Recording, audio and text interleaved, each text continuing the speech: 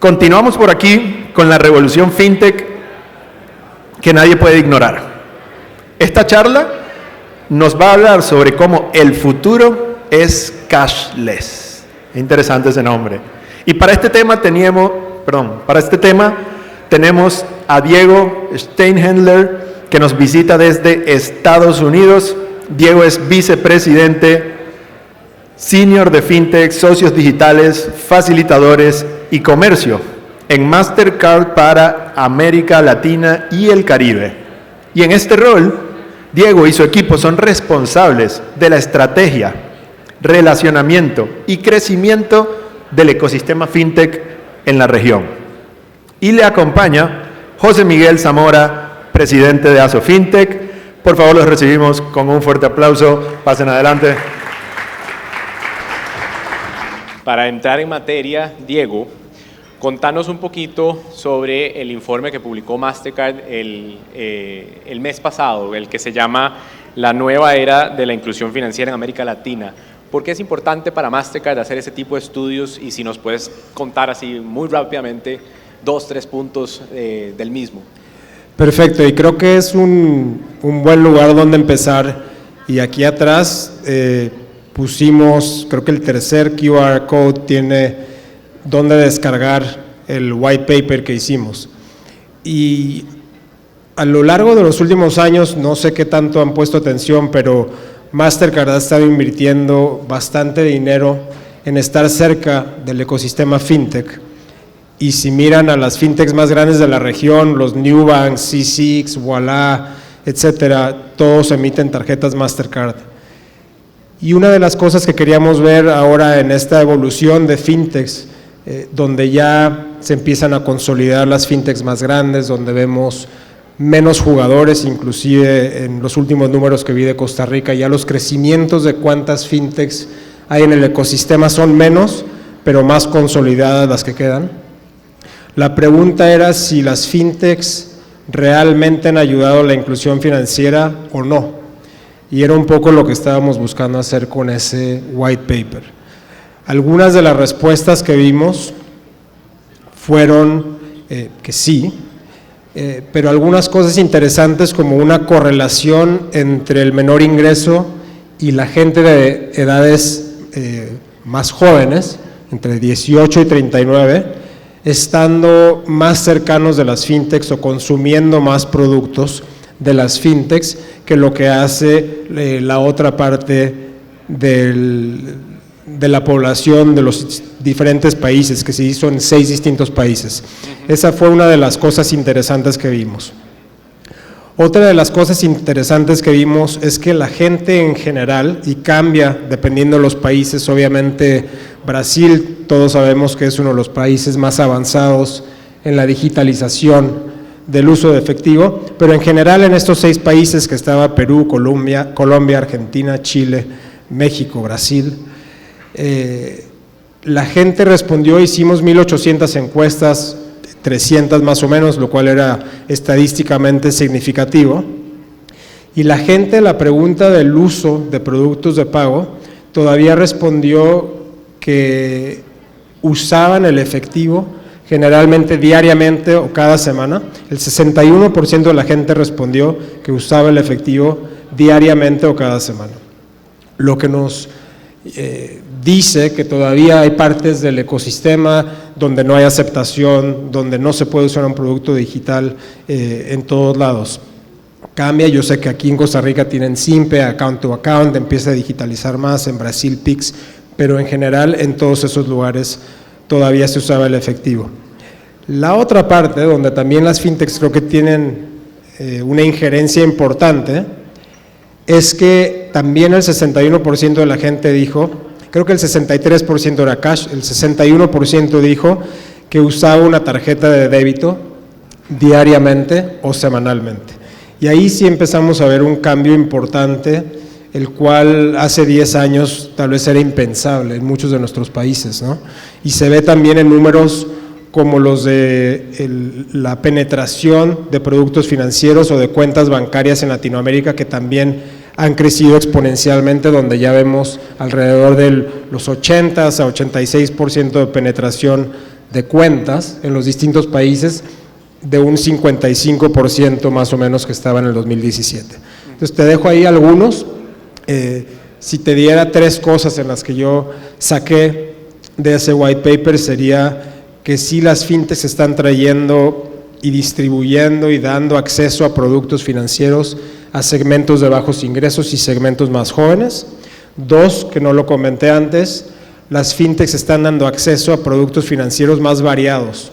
No es solo el tener una cuenta bancaria, una tarjeta de prepago, una tarjeta de débito, sino que también en la relación veíamos que las fintechs estaban dando acceso a cuentas de varias divisas distintas, o a cuentas en dólares, o a cuentas de inversión, que eran productos a los cuales no se tenía acceso.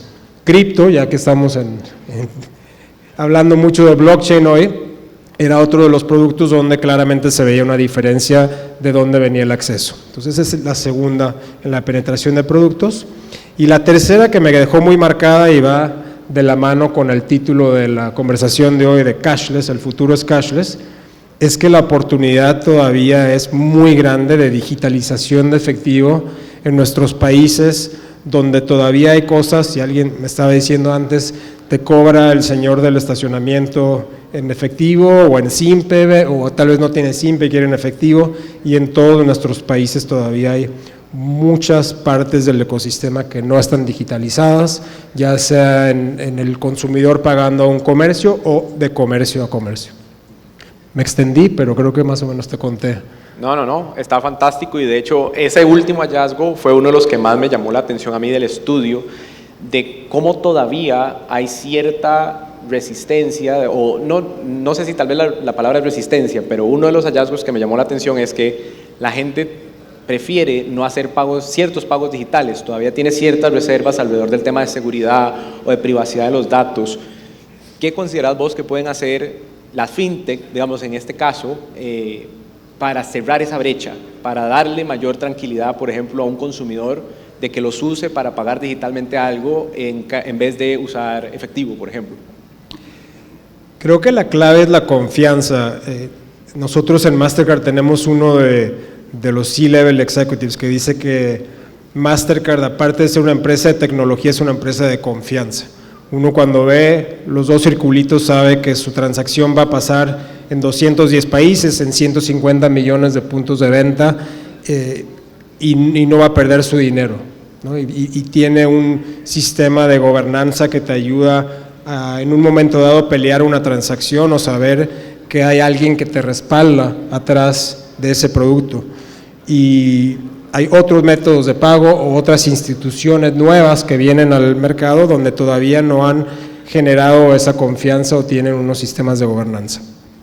Hay temas de educación, muchos temas de educación en nuestros países, donde las alianzas público-privadas nos pueden llevar a adelantar o acelerar esa educación que permite que el resto de la población se sienta cómoda usando un producto financiero en un teléfono o usando un producto financiero punto, al cual nunca tuvo acceso y no lo sabe usar. Algunos de los números que te di, que son de la penetración de cuentas en los segmentos de la población que antes no tenían una cuenta, hablaban solamente de una cuenta, pero ¿por qué no tienen crédito? Por ejemplo, hay un tema de barreras de entrada, pero hay un tema de educación, donde también la gente no necesariamente se siente cómoda o entiende cómo usar ese producto y por eso no lo tiene ahí. Creo que hay un esfuerzo a nivel de organizaciones como la de ustedes que ayudan a que el ecosistema crezca y que ayudan a que la gente se sienta más cómoda. Hay un esfuerzo del lado de nosotros como empresas importantes en el ecosistema que, como lo comenté, lo hacemos generalmente. Otro ejemplo, tenemos un programa que se llama Strive, donde apoyamos, la meta es 1 millón de pequeños negocios en Latinoamérica, de mujeres, en los cuales apoyamos a digitalizarlos. Y no es solo la digitalización, sino también entender qué significa para ese pequeño comerciante el tener un producto de digitalización donde recibe pagos, pero donde el manejo de su economía personal, que a veces está mezclada, cambia y le da acceso a otros productos, pero sí hay un proceso de educación importante. Excelente, sí, de acuerdo. Muy importante el tema de la educación. Un punto que vos mencionaste también, que es el de la confianza, cómo apoyar, ¿verdad?, que las fintech generen esa confianza también en el consumidor, y creo que es algo que Mastercard ha hecho muy bien al también trabajar con las fintechs, al tener programas como StartPath, por ejemplo, para potenciar esas buenas ideas, esos buenos emprendimientos. Tal vez ahora nos puedes contar brevemente sobre StartPath, pero hablando de la importancia, digamos, que Mastercard le da al segmento fintech, ¿qué pasa o qué le dirías vos, por ejemplo, a un partner, una institución financiera que te dice, yo quiero hacer mi propia fintech o quiero aliarme con una fintech o no sé si es una buena idea trabajar con alguna fintech? ¿Vos qué pensás, digamos, que puede ver más bien del lado de la institución financiera en esa colaboración tanto para la empresa y con el consumidor? Creo que cuando empezó esta transformación de nuevos jugadores que venían al mercado que tal vez no eran bancos, porque lo pondría así, yo creo que ya hoy en día todo es una fintech, ¿no? Ya sea, ¿por qué el banco no es una fintech si ya también tiene una distribución digital de sus productos? ¿Por qué un comercio no es una fintech? Ya todo es una fintech, pero cuando empezó la revolución o el cambio de estos jugadores que venían a hacer una disrupción en el mercado, tal vez no cobrando por una cuenta, tal vez teniendo un acceso únicamente vía un teléfono y no vía una sucursal, etcétera, etcétera, se veía o se sentía como que competían entre ellos y no había un alineamiento de objetivos. Pero creo que ya hoy en día se ve, y no son iguales todos los mercados, pero una visión y una línea futuro a veces que va de la mano entre las fintechs y las instituciones financieras que llevan más tiempo en los mercados, y muchas veces una colaboración y una cooperación, no siempre una competencia. A veces hablamos de frenemies, ¿no? Somos amigos y competimos, y se ve en ciertos productos a veces alternativos, ya sea bancos juntándose con una empresa que hace un Buy Now, Pay Later, o bancos juntándose con una empresa que ayuda con remesas, otro tema que es importante para Centroamérica específicamente. Yo creo que lo más importante es en cuál es el enfoque de mi empresa, es lo que yo diría, y lo crítico es tener muy claro el objetivo que quiere cumplir el banco o la fintech, y de ahí juntarse en proyectos en los cuales 1 más 1 suma 3, y no simplemente competir. Y eso ya lo vemos en muchos lugares, inclusive empresas como Mercado Pago, como Nubank, que son fintechs, bueno, Nubank ya un monstruo, y Mercado Pago, juntándose con otras fintechs para crear productos de remesas y productos de dolarización o productos de inversiones, y eso lo estamos viendo por todos lados. Un área donde veo mucha cooperación, y creo que va a haber mucha más cooperación del lado de instituciones bancarias más establecidas, es el área de la adquirencia. Ayer me preguntaban algo del área de adquirencia, y creo que va a ser un área que va a terminar siendo un negocio de software, y empiezas a ver todos los bancos tradicionales, los cuales en la mayoría de los mercados de Latinoamérica siguen siendo los adquirentes más grandes, juntándose con empresas de software para verticalizar el negocio y para poder entregar una oferta de valor diferenciada que va más allá del pago como tal. Entonces, mucha más cooperación creo que es lo que vería, y mucho más enfoque en lo que quiere desarrollar esa institución, más que el tratar de ser todos juntos y competir todo el tiempo. Muy bien, muy buena respuesta, me gusta esa respuesta. Yo, como sabes, soy abogado, entonces tengo que hacer por lo menos una pregunta sobre regulación. y quisiera enfocarla tal vez un poco en Costa Rica. ¿Qué retos pensás vos que tiene, digamos, regulatoriamente hablando, que enfrentar el ecosistema de Costa Rica particularmente?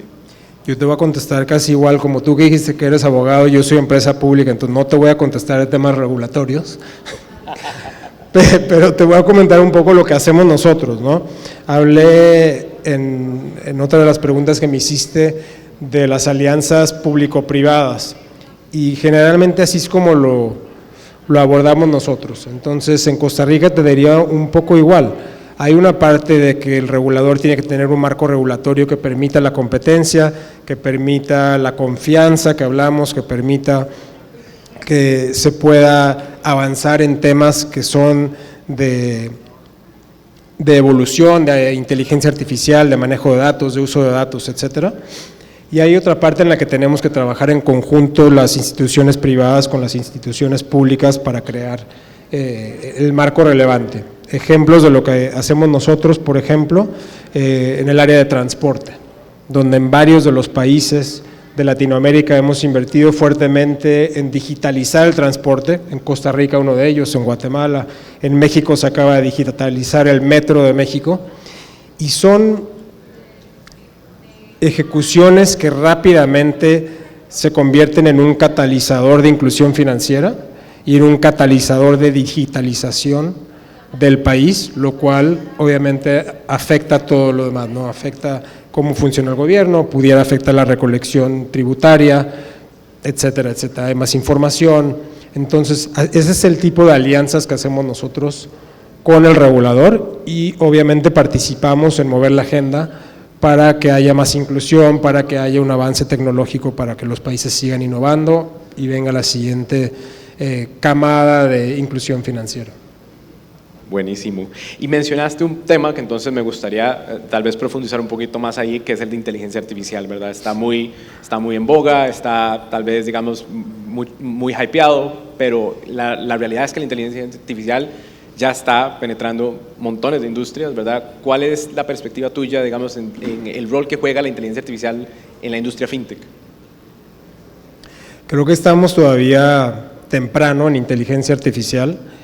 Entonces son algunas cosas las en donde estamos viendo innovación.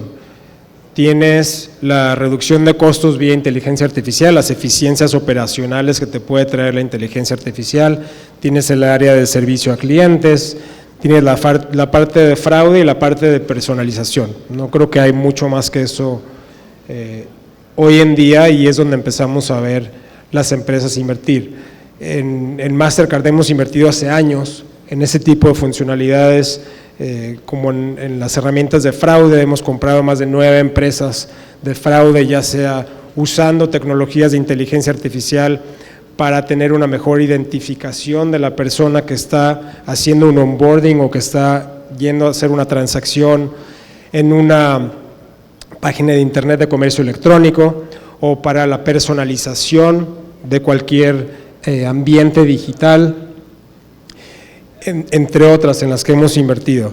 Pero una de las partes, si hablamos de confianza, que creo que son de las más interesantes, es el manejo de datos, en el cual generalmente somos muy éticos en la parte de lo que se llama en inglés el consent, el consentimiento de que el consumidor me dé acceso a su data, la cual estoy usando yo para alimentar mis modelos de fraude, de identidad, de personalización, lo cual creo que va a ser crítico en los próximos años, que el consumidor sepa en qué y cómo se está usando su data. Hoy en día nos subimos todos a ChatGPT y subimos a lo mejor en nuestro árbol genealógico y mañana no sé en dónde sale, ¿no? O un contrato de trabajo, por favor no lo hagan, pero y después la información está regada y alimenta otro modelo.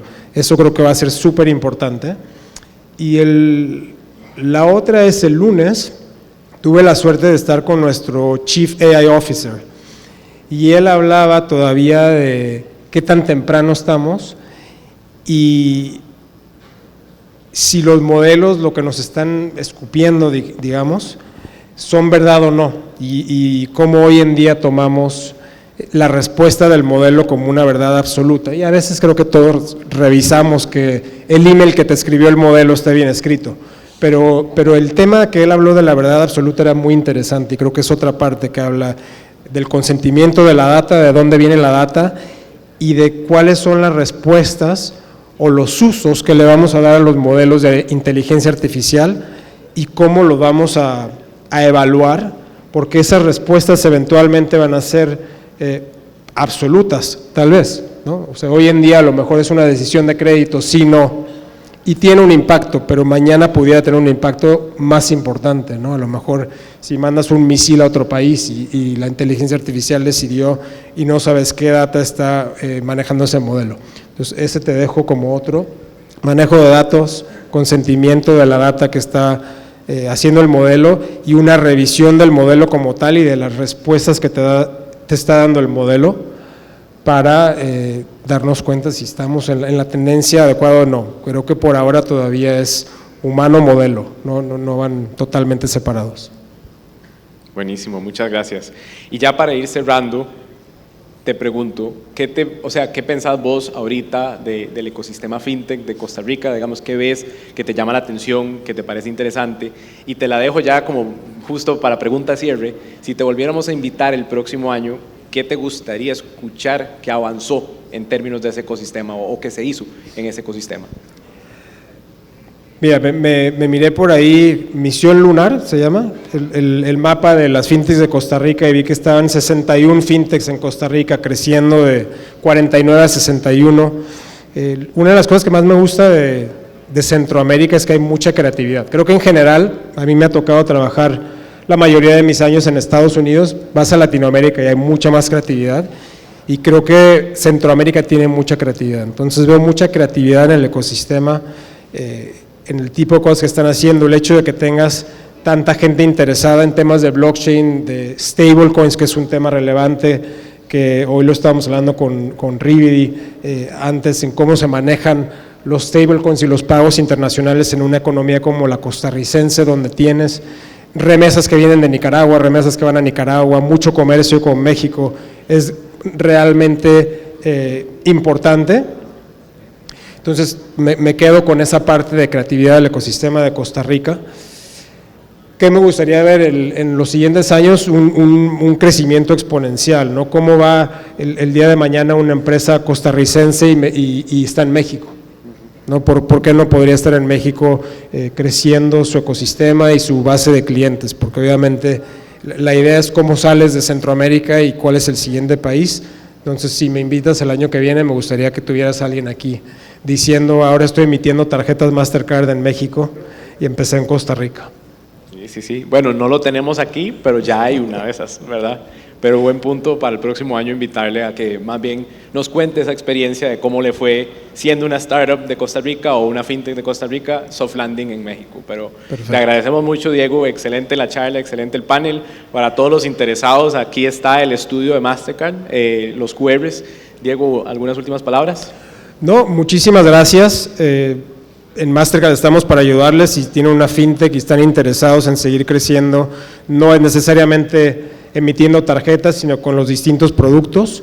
Pusimos aquí en los QRs 4 cosas. Uno es un programa en el que trabajamos con enablers de fintechs, todas esas soluciones que digitalizan, que tokenizan, etcétera, que pueden venir a trabajar con nosotros y les podemos dar esa expansión fuera de Costa Rica a cualquier otro país. 2, hablamos un poco de StarPath. StarPath es nuestra aceleradora de negocios, donde no tomamos equity, simplemente le abrimos las puertas de toda la tecnología y de los aliados de Mastercard a todas las empresas del mundo que participan para que puedan crecer aceleradamente vía la relación con Mastercard. Entonces ahí está el segundo QR. El tercero es el white paper que les mencioné de inclusión financiera, que creo que es muy interesante.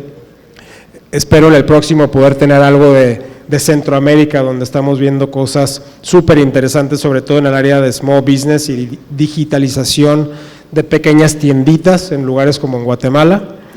Y por último, el FinTech Radar, que dice ahí este año o desde el año pasado, nos aliamos con Galileo, el procesador, y con Finovista para hacer los radares, los mapeos, similar al de Misión Lunar de Costa Rica, los mapeos de Perú, de Chile, de Argentina, de Colombia, de México. Entonces, si están interesados en ver qué está pasando en esos países, quiénes son los jugadores relevantes, cómo puedo cooperar con ellos para Costa Rica o para ir de Costa Rica a México, los pueden ver todos en el último QR que está ahí.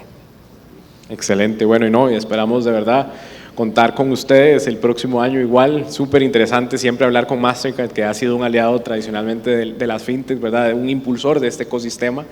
Y de verdad les agradecemos mucho el tiempo que hayas viajado a acompañarnos hasta acá. Súper interesante. Y desde la asociación, encantados de colaborar con ese mapeo de inclusión financiera en Centroamérica. De verdad que para nosotros sería un honor poder apoyarles en mapear cómo está el ecosistema de Costa Rica y también con el FinTech Radar la información que requieran aquí desde la Asociación FinTech. Esperamos podérselas brindar. Perfecto, ya te tomo la palabra, así que el próximo año vemos no solo una fintech costarricense en México, sino también el mapeo del radar. radar. Perfecto, muchas Excelente. gracias. Gracias a todos.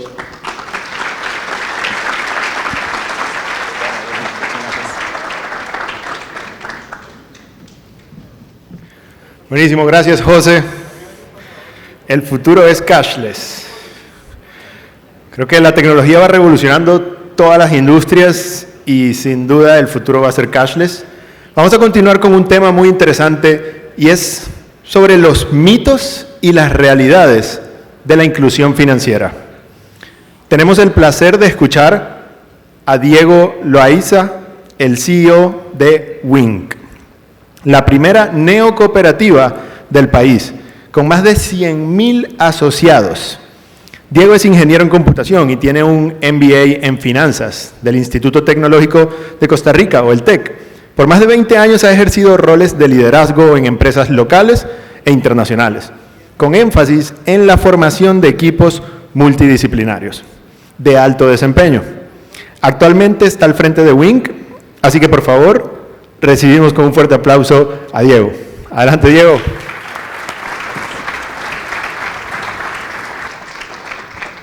Buenas tardes.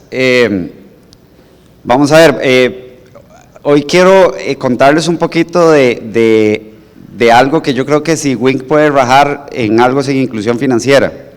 Y no tuve el agrado de estar en la mañana, pero me contaron que hay muchos startups y me gustaría que después de estos 10 minutos les quede algo, ¿verdad?, de la historia de lo que ha venido haciendo Wink para que les sirva también como de inspiración o de apoyo, ¿verdad?, para que vean que sí es posible lograr grandes cosas en Costa Rica. ¿Por qué les decía que Wink puede rajar de inclusión financiera? Wink en el 2018 nace como un experimento, ¿verdad?, justamente de una unión entre un fintech y Copenae. Iban a probar algo, Copenae sabía que el fintech venía sonando duro, quería pues unirse con uno, se dio la unión, que al final terminó siendo un matrimonio completo. Los números de Wink fueron impresionantes y por eso es que les puedo decir que Wink puede rajar de inclusión financiera, porque en el primer año de lanzamiento de Wink se unieron a la cooperativa 20,000 nuevos asociados a través de la plataforma. Esto fue donde Copenae dijo, wow, esto está impresionante, necesitamos que esto sea ya no un matrimonio, sino que seamos totalmente Copenaes, ¿verdad? Ya no nos veamos como un fintech y Copenae, sino que adoptémoslo 100%. Entonces ahí se da esa unión y a través de 7 años de operación, al día de hoy Wink ha logrado asociar 160,000 nuevos asociados a la cooperativa, ¿verdad? Esto es un número muy bueno, con una tasa de usuarios activos que quizás es aún más sorprendente. Esto es un número que a veces hasta comparándolo con instituciones o fintechs de afuera, también es muy atractivo, que es que tenemos un 56% de usuarios activos, ¿verdad? Eso es muy bueno, y si le sumamos que la inversión en mercadeo ha sido realmente baja, aún más nos llega a dar muchas claves o indicios de que realmente la pegamos en inclusión financiera, ¿verdad? Por eso les decía que quizás es el tema que nosotros podemos, y nos lo planteamos muchísimo, y por eso les decía que hasta podemos rajar de que lo logramos en inclusión financiera. Entonces, dado esto, nosotros tenemos 3 metas. Cada vez que nosotros hablamos y hacemos reuniones de producto, nuestro eje siempre es seguir pensando en cómo hacemos inclusión financiera, ¿verdad? Que si así fue como logramos el éxito, sin querer queriendo, por decirlo así, cómo logramos ahora de una dirección de producto seguir provocándolo.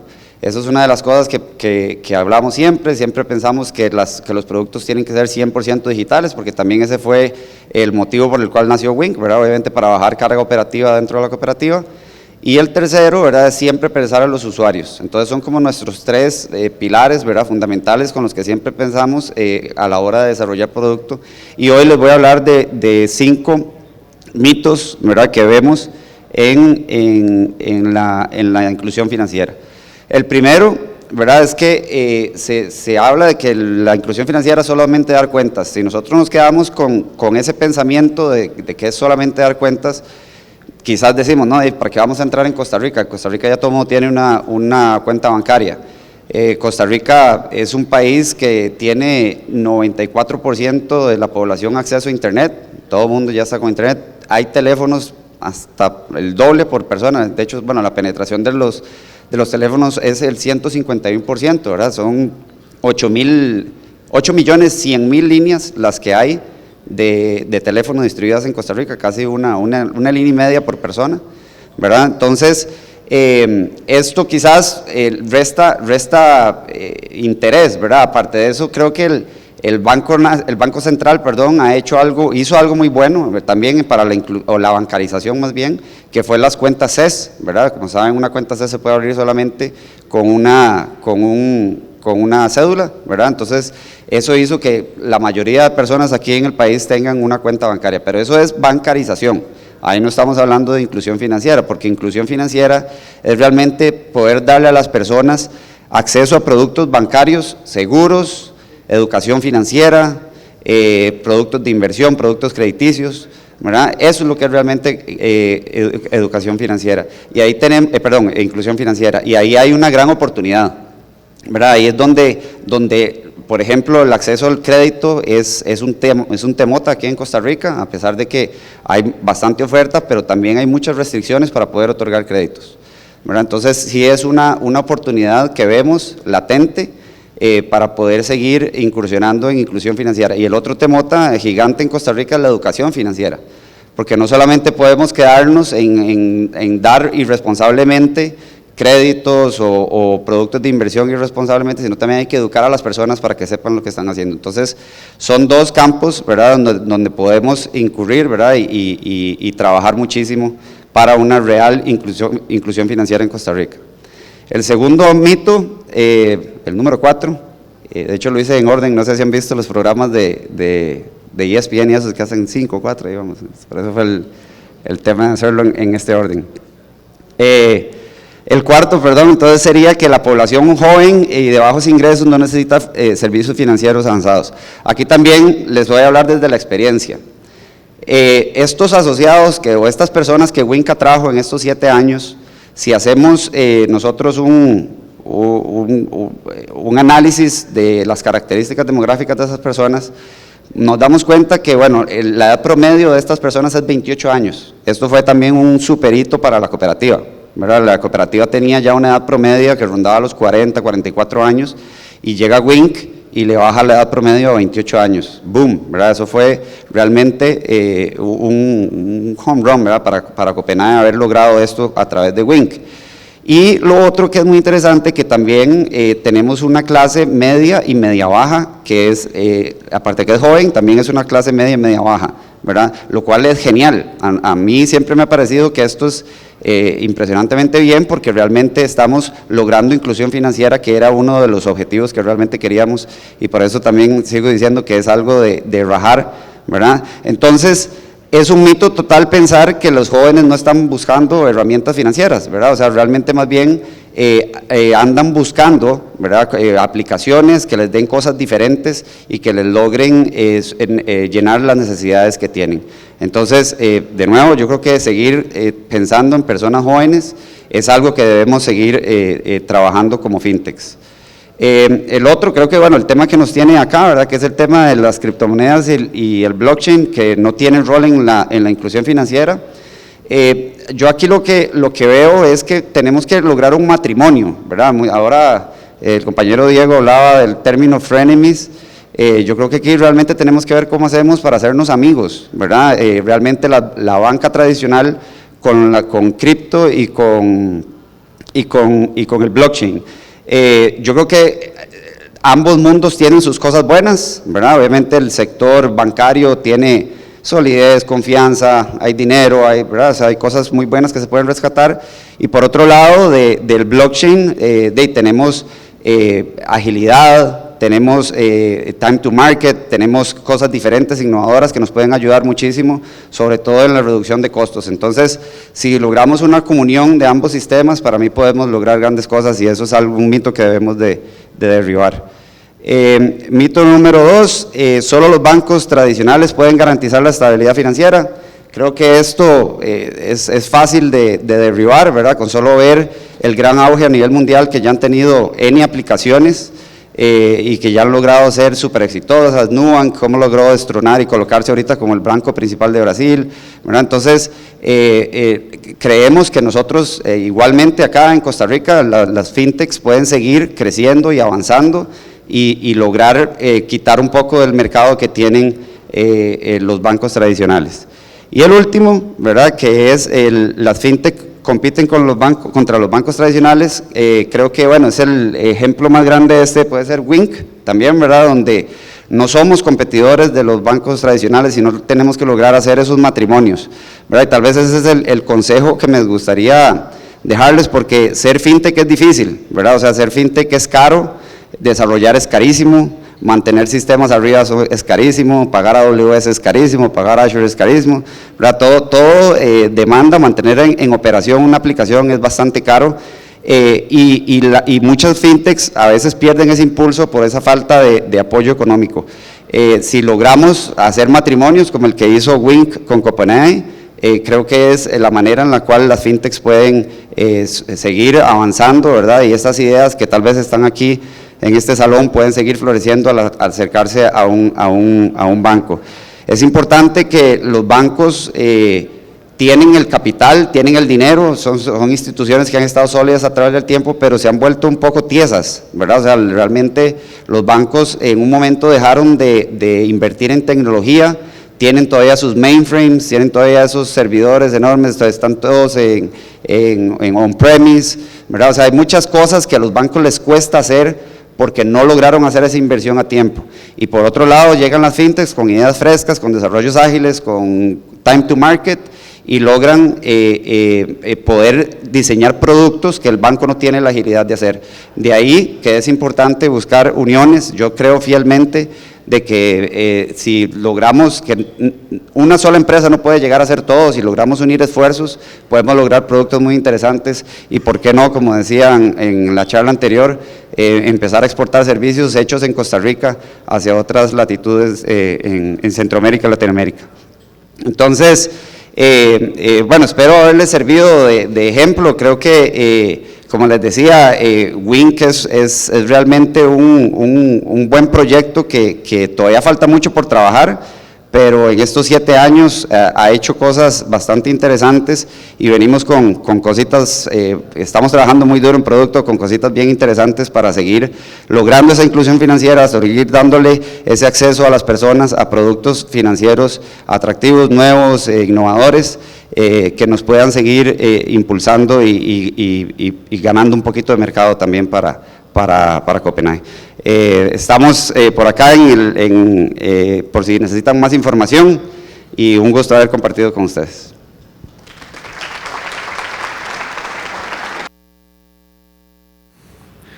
Muy importante ese tema de inclusión financiera, ¿verdad? Vamos a continuar con actividades simultáneas. Se recuerdan que temprano les había comentado cómo el 90% del evento iba a ser en español. También vamos a tener unas actividades en inglés. Ya tuvimos el primer bloque en inglés. Vamos a continuar con el segundo bloque en inglés. En la sala de workshops tendremos la segunda sesión de 3 a 3:30. Esta será la sesión en inglés, donde los equipos participantes del Hacker House de Costa Rica 2025 van a estar presentando sus proyectos, van a estar haciendo pitch frente a un jurado y frente a inversores. We continue with simultaneous activities in the workshop room. We will have the second session in English from 3 to 3:30, where the teams that participated in the Costa Rica Hacker House will be presenting their projects. We'll be having a startup pitch session featuring the following teams: Jimera, Haibu, Naki, Narratum, and Horizon. Also, we have a special guest. We welcome revolutionary farmers, the winners of the Ethereum Pura Vida Hackathon that took place on ETH Pura Vida event this past year. The judges will be Soren Azorian from Redline Labs, Carlo Blasio from Insta Global Ventures, and Tomás Castro from Cariaco Ventures. That's going to happen on the workshop. Tendremos esta actividad en inglés en el room de workshops. Y ahora, para volver a hablarles aquí, Tico, y profundizar el tema de FinTech, le vamos a dar la bienvenida a Diego Calderón. Tenemos a un invitado muy especial con el que vamos a explorar cuáles son esas tendencias globales en el área de FinTech, que están cambiando la industria a nivel global. Diego es gerente de desarrollo en negocios en Centroamérica y el Caribe para Visa. Y en su cargo, Diego impulsa la innovación y el crecimiento a través de colaboraciones estratégicas con FinTech, cooperativas y plataformas digitales. Así que un fuerte aplauso para Diego. Adelante, Diego, pura vida.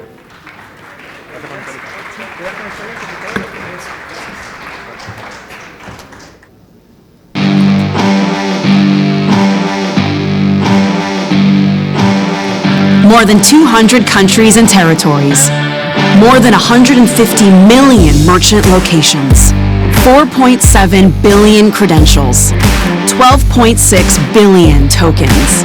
More than 800 million transactions a day. #1 payments brand in the world. At Visa, we're not just in the business of moving the world's money. We are in the business of moving the world forward.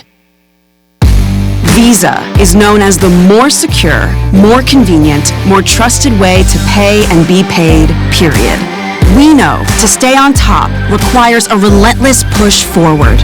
So, we keep our eye on what is next. Keep breaking boundaries and keep building tomorrow. We make progress possible, one step at a time. Every single millisecond. Visa moves the world closer to the future. Visa, everywhere you want to be. Bueno, buenas tardes a todos. De nuevo, Daniel Calderón. El día de hoy quisiera conversar con ustedes acerca de tendencias globales FinTech. Vamos a ir un poco de lo local a lo latinoamericano, a lo global, a ello los voy guiando. La idea es darles una visión refrescante de oportunidades que tienen las FinTech en la región, de quiénes son cuáles son los segmentos que más están creciendo y que ustedes mismos vean en dónde pueden identificarse y crecer. Empecemos por cómo vemos a Centroamérica y Caribe. Bueno, es una región compleja, tenemos 31 países y territorios con diferentes regulaciones, monedas, políticas y culturas. Esto, sin lugar a dudas, representa un reto para todos. Es el 20% de Latinoamérica, 2 veces el PIB de Argentina y solamente somos más pequeños que México y Brasil. Tenemos un porcentaje no bancarizado importante, tenemos un alto gasto todavía en efectivo y cheques, tenemos un alto porcentaje de pymes que solo aceptan efectivo y ahí verán que después se alinea con otros mensajes de esta presentación, y tenemos una alta informalidad. Eso creo que es todos los países sin excepción de Latinoamérica, no solo Centroamérica y Caribe. Y tenemos 60.000 millones de dólares que se reciben en remesas en la región, con altas concentraciones en Guatemala, El Salvador, Dominicana, Trinidad, que son países que son muy cercanos a nosotros. Ninguna empresa por sí sola tiene las capacidades para capturar esta oportunidad, pero entre todos podemos lograrlo. Me gustaría rescatar una frase del video. We are in the business of moving the world forward. Y Todos los que estamos aquí estamos en ese negocio juntos. Hablemos un poco de las tendencias en métodos de pago en Latinoamérica. Veamos el tamaño del e-commerce. Pasamos de 231 billones de dólares en el año 2024 a 376 billones en el año 2030, proyectado, ¿no? Eso representa un crecimiento del 9% compuesto al año, en 6 años. Si nos fijamos en la parte inferior, vemos que los pagos digitales, que en el año 2024 representaban solamente un 14%, para el año 2030 se espera que representen el 66% del volumen. Mientras que los pagos en efectivo y tarjetas, que en el año 2014 representaban el 86%, se espera que en el año 2030 representen solamente el 34%. Veamos ahora el tamaño en el punto de venta. Tenemos un estimado para 2024 de 2.2 trillones de dólares, un crecimiento compuesto anual del 4% y para llegar a un número proyectado de 2.8 trillones de dólares. Si se fijan, es un crecimiento más lento, pero la diferencia de 2.2 a 2.8 son 0.6 trillones, que realmente es un número muchísimo más grande que el crecimiento en e-commerce. En cuanto a los métodos, vemos una tendencia similar, con pagos digitales creciendo del 2% en el 2014 al 49% en el 2030. En pagos digitales, bueno, tal vez lo debí haber mencionado antes, están las billeteras digitales, los RTPs, y otros. Y el efectivo y tarjetas en punto de venta vemos que cae del 98% hasta en el año 2014 a un 51% en el año 2030. Entonces, tal vez me dirán, bueno, qué raro que Daniel está hablando de que las tarjetas están cayendo y los digitales van creciendo. Sí, es así, pero tenemos que observar en el diagrama de la izquierda cómo se fondean las billeteras digitales. Tenemos un 27% de tarjetas de débito, 23% tarjetas de crédito y 6% tarjetas prepago. Esto es en el mundo.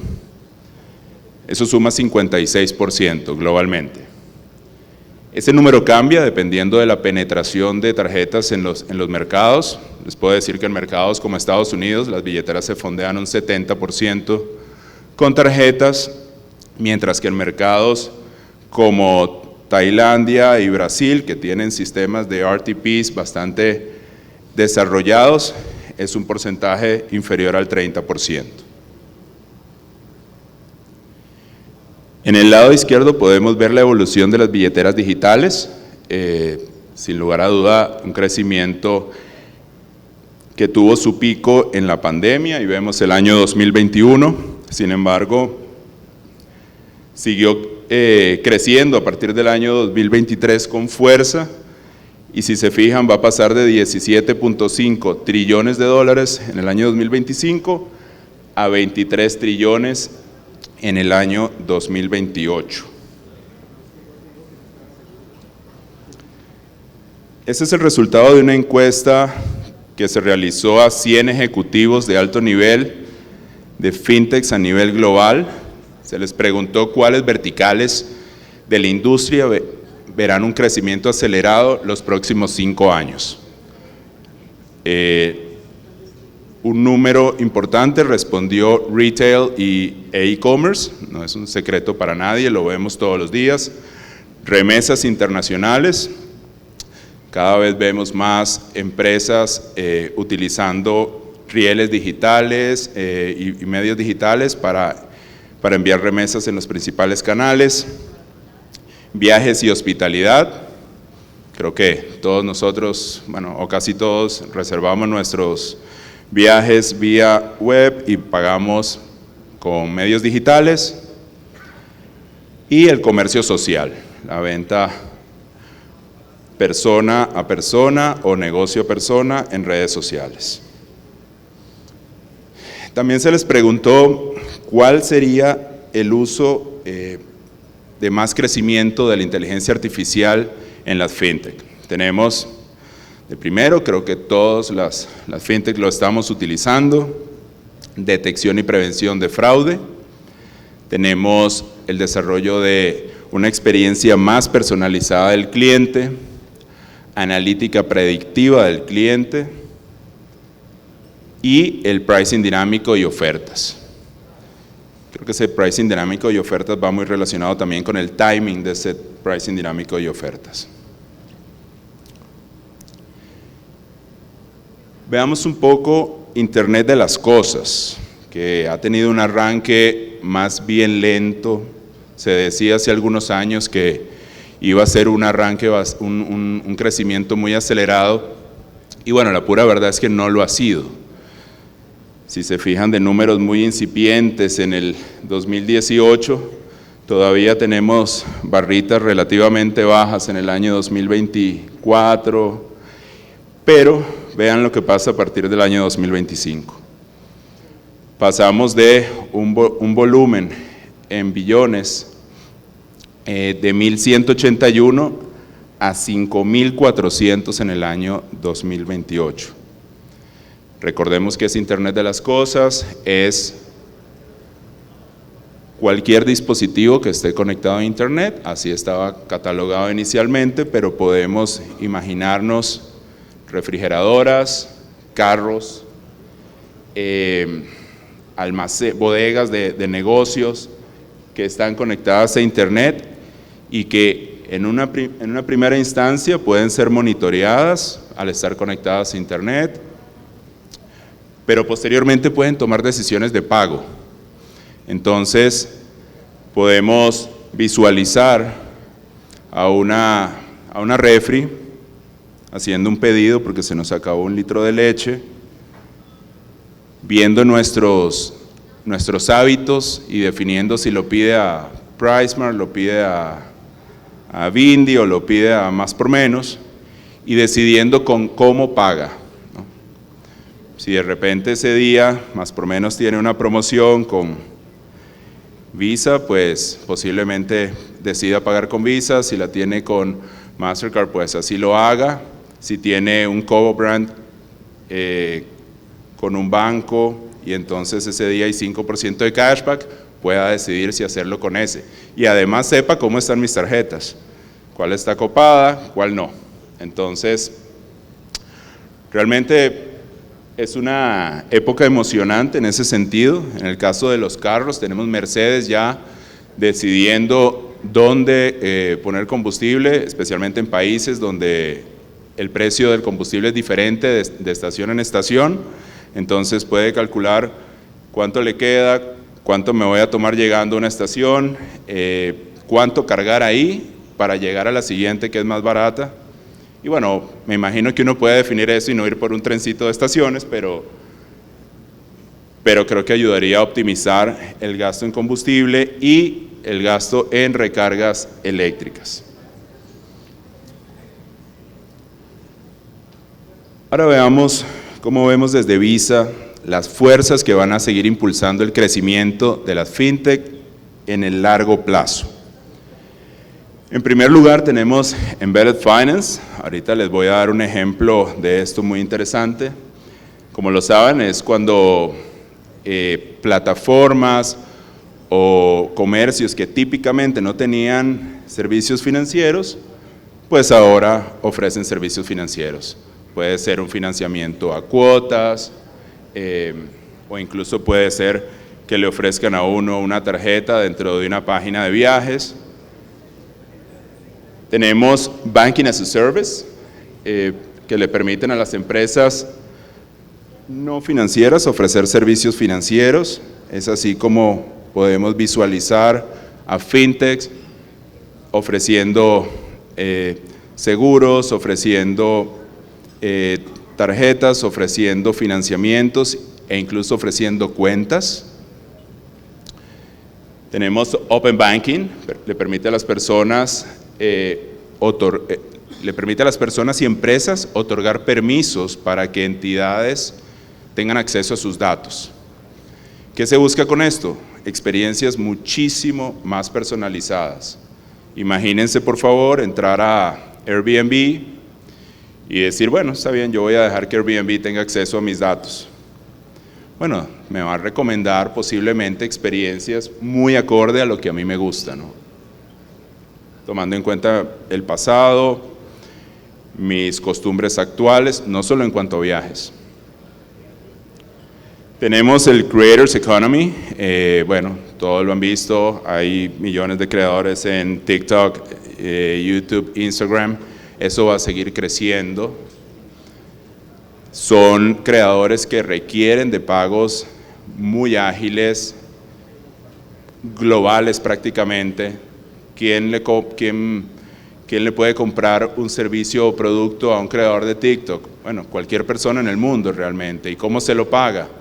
Hay que crear esas formas de pagarle a esos creadores de forma ágil y a un costo aceptable. Tenemos nuevos casos de uso de préstamos. Lo más reciente que hemos visto es Buy Now, Pay Later. Puse ahí riesgo dividido, Buy Now, Pay Later de riesgo dividido, y es una tendencia que me gusta mucho, porque típicamente, si se fijan, el riesgo de un préstamo, ¿quién lo asumía? Posiblemente la entidad financiera, pero puede haber todo un espectro entre asumirlo la entidad financiera y asumirlo el comercio. Ahí hay empresas experimentando con esto, es decir, bueno, comercio, vende tu producto al costo o un poquito más del costo, y la mayoría de tu ganancia déjala en 3 cuotas a futuro y asume ese riesgo. Al final, por lo menos vas a recuperar el costo, ya recuperaste el costo, pero las otras cuotas, esperemos que también lleguen, pero si no llegan es tu riesgo.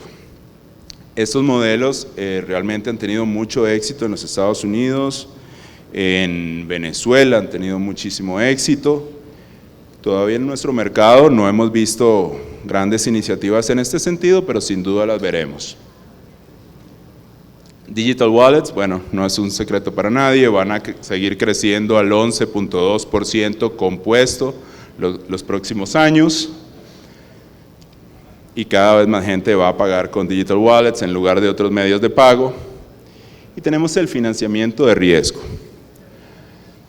Aunque hubo un pico durante y despuesito de la pandemia, posteriormente cayó, ya estamos viendo que se estabilizó con respecto a niveles prepandémicos y va creciendo. Entonces, se espera que esto sea algo que siga impulsando a las fintech en el largo plazo.